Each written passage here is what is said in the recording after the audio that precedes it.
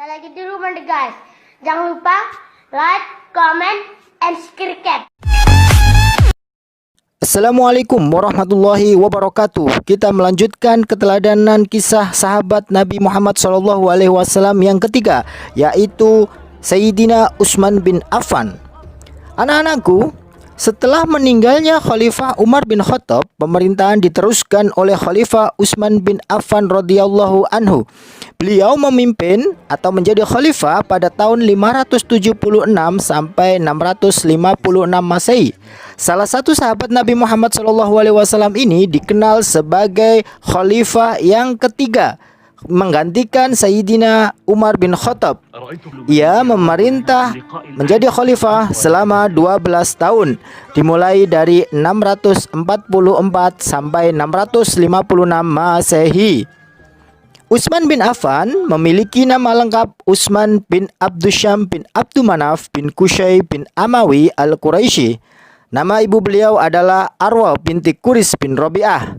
Beliau dilahirkan pada tahun 573 Masehi. 5 tahun setelah kelahiran Nabi Muhammad SAW. Beliau berasal dari keluarga yang kaya raya. Utsman bin Affan mendapatkan gelar Zunnurain, yang artinya pemilik dua cahaya, karena Ummi Kulsum.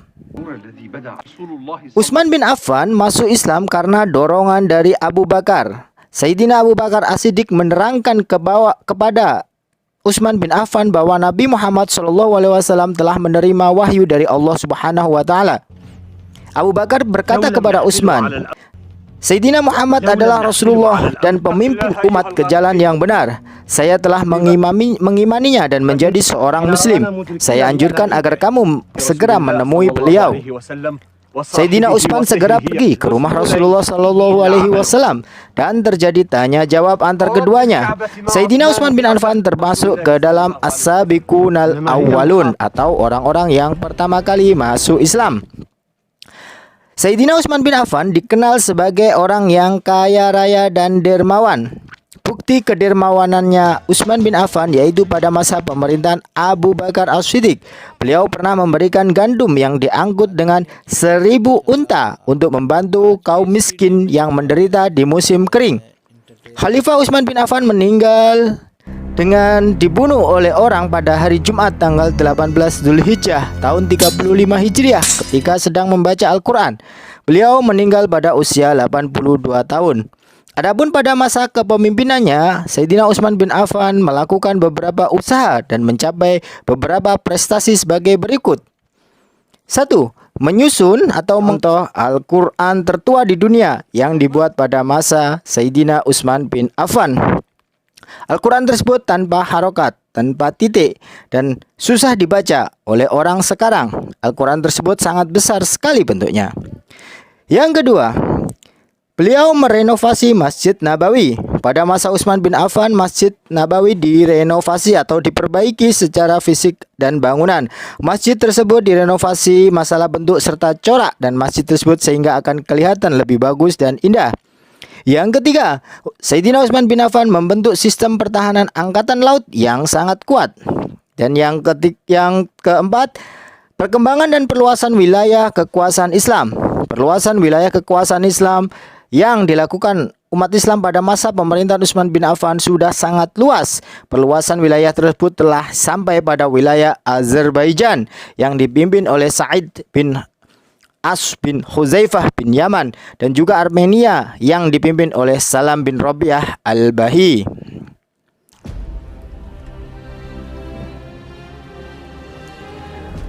Khalifah keempat, Sayyidina Ali bin Abi Thalib. Ali bin Abi Thalib adalah khalifah keempat setelah Khalifah Utsman bin Affan.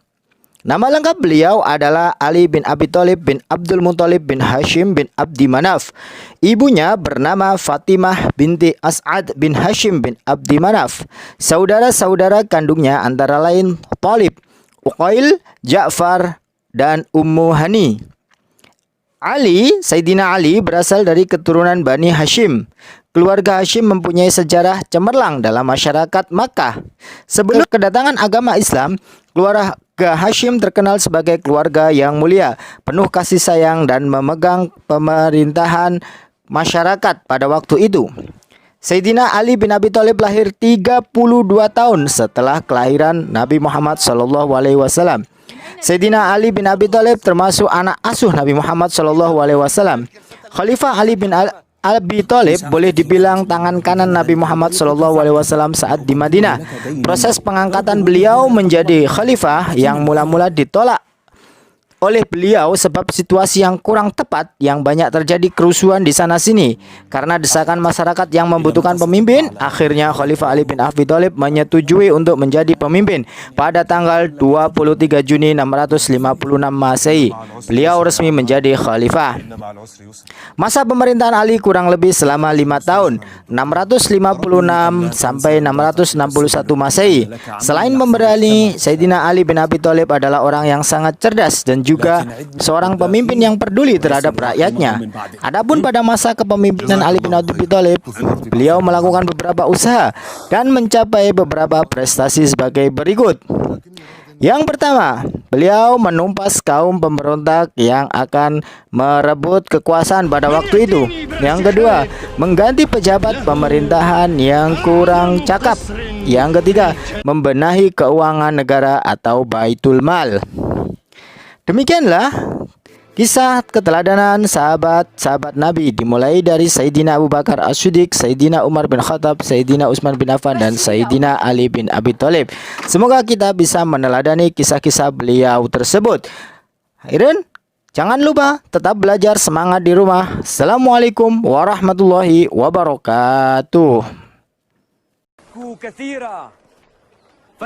وليبكوا كثيرا بسم الله الرحمن